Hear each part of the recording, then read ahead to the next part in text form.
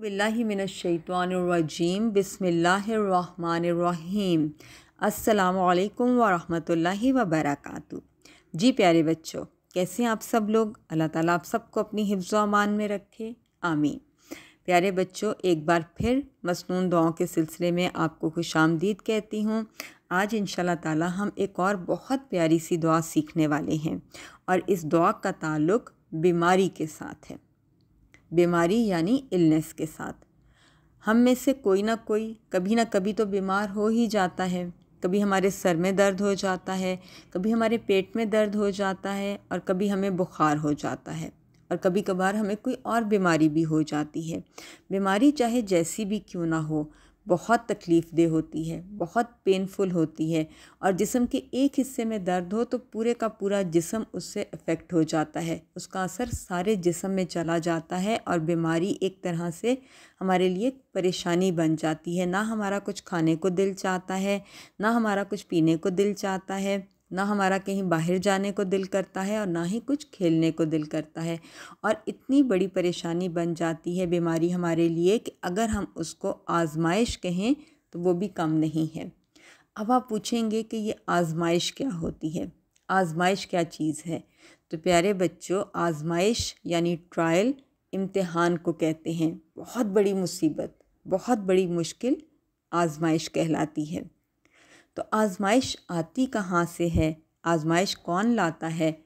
आजमाइश आती है अल्लाह ताला की तरफ से। अल्लाह ताला भेजते हैं ये आजमाइश और कुरान पाक में अल्लाह ताला फरमाते हैं कि हमने इंसान को एक मखलूत नुत्फ़े से पैदा किया कि उसे आजमाएं। यानी इंसान को क्यों पैदा किया गया, ताकि उसकी आजमाइश की जा सके। और इस आजमाइश से अल्लाह ताला क्या मकसद पूरा करना चाहते हैं, अल्लाह ताला क्या जानना चाहते हैं, इसके बारे में भी अल्लाह ताला ने कुरान पाक में इरशाद फरमाया कि उसने मौत और ज़िंदगी को पैदा किया ताकि वो तुम्हारी आजमाइश करे कि तुम में से कौन अच्छे काम करता है। तो अल्लाह ताला हमें आजमा कर क्या देखना चाहते हैं कि हम में से कौन नेक है, कौन अच्छे काम करता है और कौन बुरे काम करता है। और इस आजमाइश का तरीका क्या होता है, अल्लाह ताला किस किस तरीके से हमें आजमाते हैं। अगेन इसके बारे में भी अल्लाह ताला ने कुरान पाक में फ़रमाया कि हम ज़रूर तुम्हें आजमाएंगे। आजमाइश ज़रूर होगी और कैसे होगी, डर से, भूख से, मालों और जानों की कमी से और फलों की कमी से। तो यहाँ से हमें क्या पता चलता है कि आजमाइश किस किस तरीके से होती है। खौफ से भी होती है, भूख से भी होती है, जान की कमी यानी कभी किसी को फौत कर दिया जाता है या किसी को बीमार कर दिया जाता है, उसके माल में, उसकी दौलत में कमी कर दी जाती है या फलों में, उसके रिस्क में कमी कर दी जाती है। इन सब तरीक़ों से अल्लाह ताला हमें आज़माते हैं।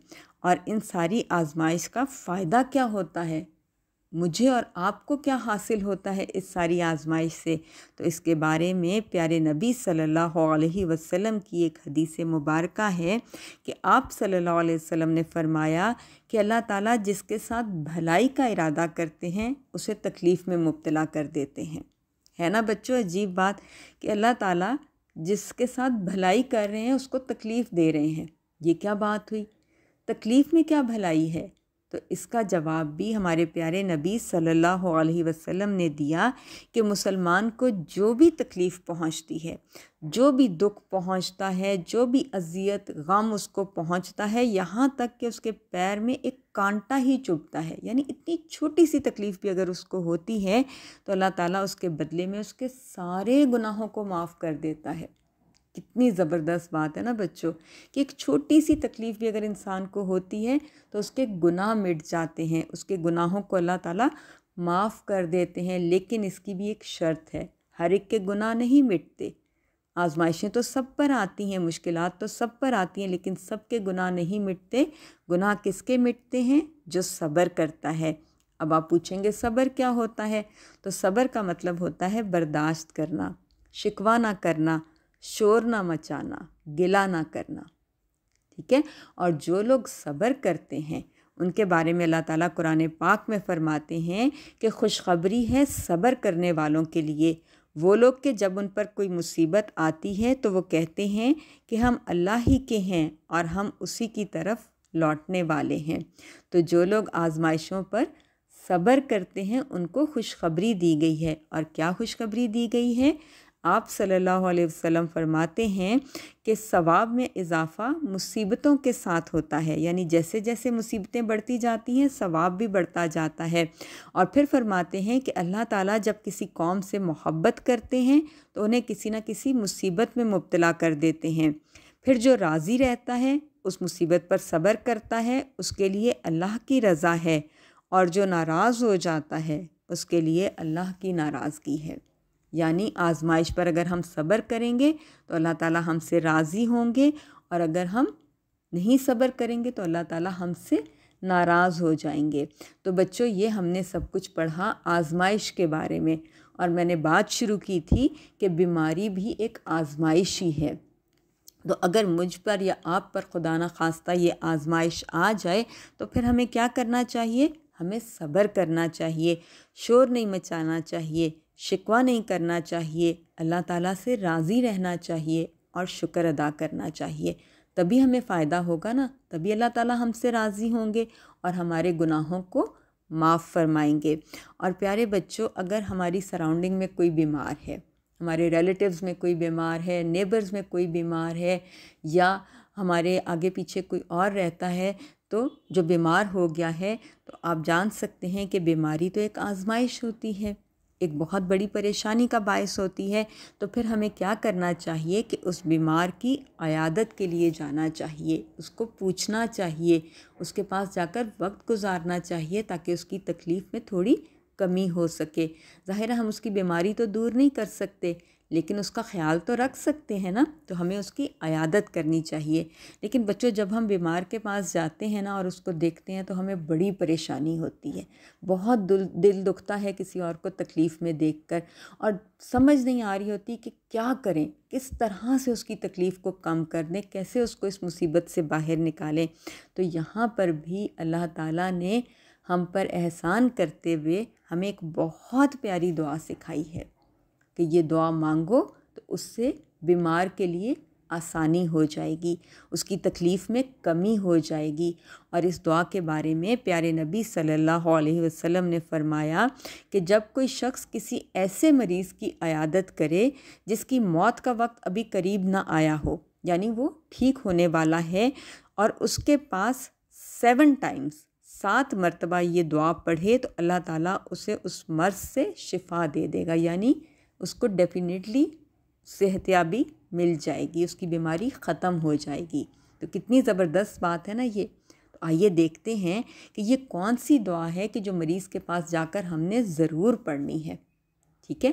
تو وہ دعا کیا ہے بچوں؟ وہ دعا ہے اسأل اللہ العظیم رب العرش العظیم این یشفیک۔ ایک دفعہ پھر سے سن لیجئے، اسأل اللہ العظیم رب العرش العظیم این یشفیک۔ اسأل اللہ، میں سوال کرتا ہوں اللہ سے، العظیم جو عظیم ہیں، رب جو رب ہیں، العرش العظیم عرش عظیم کے، این یشفیک کہ وہ آپ کو شفا دیں۔ دیکھا بچوں کتنی زبردست دعا ہے یہ، کتنی پیاری دعا ہے یہ، اور آپ 7 ٹائمز اگر کسی بیمار کے پاس جا کر یہ دعا پڑھیں گے تو انشاءاللہ تعالیٰ اللہ تعالیٰ اس کو ضرور شفا دیں گے، اس کی تکلیف میں کمی ہو جائے گی اور وہ صحتیاب ہو جائے گا۔ تو آپ سب نے یہ دعا یاد کر لینی ہے تاکہ بیماروں کے پاس جا کر آپ اس دعا کو مانگ سکیں۔ اور فرض کریں بچوں کہ بیمار تو ہم خود ہیں، اگر ہم خود بیمار ہو جاتے ہیں تو پھر ہم کیا کریں؟ تو پھر تب بھی ہم یہ دعا مانگ سکتے ہیں، لیکن ہم نے اس کو تھوڑا سا چینج کر دینا ہے۔ کیسے کرنا ہے؟ این یشفیک کی جگہ ہم نے پڑھنا ہے این یشفیانی، ٹھیک ہے؟ تو اس طرح سے ہماری دعا کیا ہو جائے گی؟ اسأل اللہ العظیم رب العرش العظیم این یشفیانی، کہ میں عظمت والے اللہ سے دعا کرتا ہوں جو عرش عظیم کے رب ہیں کہ وہ مجھے شفا دیں۔ ٹھیک ہے نا؟ آپ نے یہ دونوں طرح سے اس دعا کو یاد کر لینا ہے اور اس کو اپنی دعاؤں میں شامل کر لینا ہے، کیونکہ ہمیں کبھی بھی اس دعا کی ضرورت پڑ سکتی ہے۔ اللہ تعالیٰ آپ سب کو اپنی رحمت خاص میں رکھیں اور ہر طرح کی آزمائش سے بچائیں، آمین۔ اپنا بہت خیال رکھیے گا. مجھے اجازت دیجیے. سبحانک اللہم و بحمدک اشہد ان لا الہ الا انت استغفرک و اتوب الیک. السلام علیکم ورحمۃ اللہ وبرکاتہ.